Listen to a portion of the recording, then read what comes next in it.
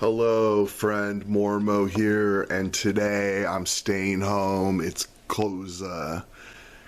Cold and rainy day. I didn't feel like going out to the movies, so I decided to stay in. I was gonna go see that movie, The Hunt, but I changed my mind.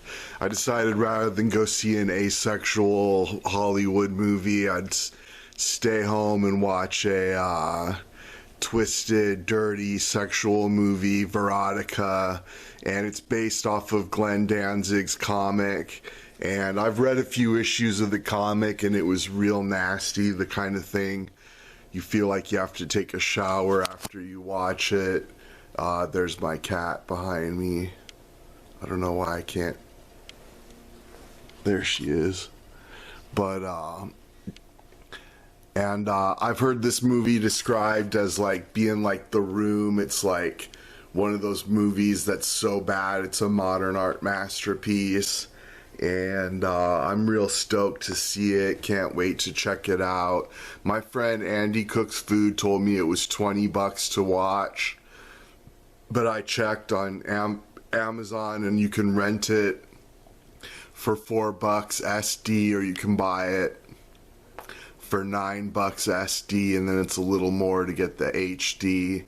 But I'm just gonna rent it SD for $4 and stick around, and I'll let you know what I thought of Verotica.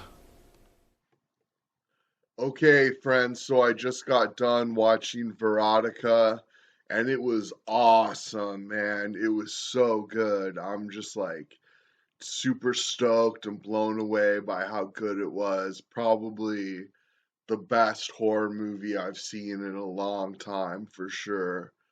It was real rad, and I think it's really unfair to compare it to the Room.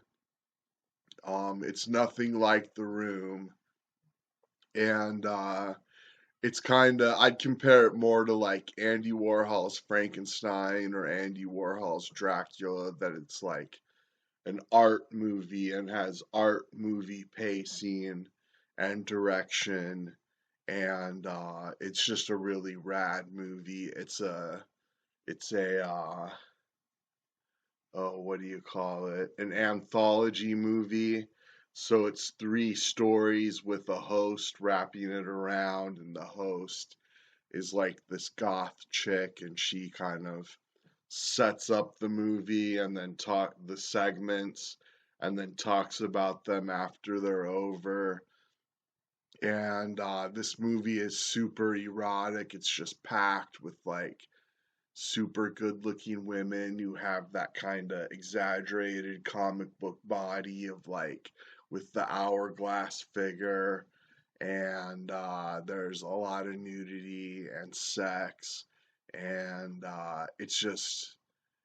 it's really artistic and really well made. The lighting and the camera work and everything, it looked like a comic book a lot of the time, and really well made. It's kind of light on story, like the segments. Typically in an anthology movie, it's like you see somebody commit evil and then they get their comeuppance, and it turns in the end they lose, and good wins. But it's not really like that in this movie. It's kind of just people being evil, and you just watch it over and over again, and then they get away with it at the end. And so it's a little different than a lot of anthology movies. It's not like a Tales from the Crypt or something. It's definitely its own thing. And I had read a couple issues of the comic book, and so like the way it was filmed reminded me a lot of the comic book. They really captured that artistic look to it, and the comic book was like very extreme, a little more than I could handle when I read them when I was a lot younger in my teens, and they were a little more graphic than I could handle at the time. But this movie is also very graphic and very violent. It has a lot of gore, a lot of sex, a lot of nudity, uh, and the like. I didn't find the acting or the dialogue to be bad at all. The first segment was it seemed like it was filmed in France or something. Everybody had a French accent, and so that's a little different than what I'm used to. But I just thought it was real well made. I think Glenn Danzig did an awesome job on this, and I really hope he doesn't get discouraged by critics. I think he's a new master of horror, and I really hope he continues to make films. And the horror community really makes me sad sometimes. I don't understand people who claim to love horror, they claim they're horror fans, but then they just bitch and complain about 90% of horror movies. I don't really get why people are so negative about horror movies when people who say they're fans and yet they're so negative all the time about everything. I don't really understand it.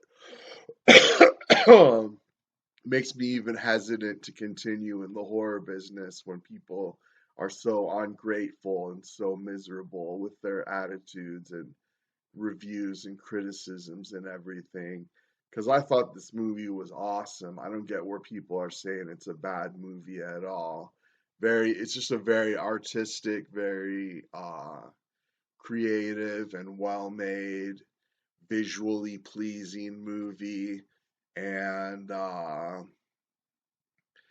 definitely recommend it to everybody. Rent it. You can rent it anywhere online, basically, and it's at a reasonable price. And it's definitely worth the rental. I almost wish I would have bought it because I'm sure I would rewatch this movie a second time. It was just really a cool movie, and just like I say, very artistic, very creative. I really think Glenn Danzig could be a master of horror. I'm really hoping he continues making horror movies. And I'd love to see a Verotika Part 2. Because I know the comic book series is, there's been a lot of issues of the comic book, so there's a lot of material that could be turned into movies. And I don't really want to get into the stories because I'd rather not give anything away. There's three stories in the movie. I liked all three of them. The last one was just like, it really lacked in story, but that's all right. Like I say, it was just visually pleasing, and you got that like horror erotic and like gothic erotic kind of vibe and everything. And I highly recommend it to everybody. Definitely check it out. Support it so that it makes money and that Danzig can make more movies because Hollywood just doesn't make good movies anymore. They're like all asexual and just bland and I love Blumhouse and they make movies that are like just good enough. But this one way over delivers, and it was a rad movie, and definitely check it out. And thanks so much. And please leave a comment, a thumbs up, and subscribe. And thanks so much.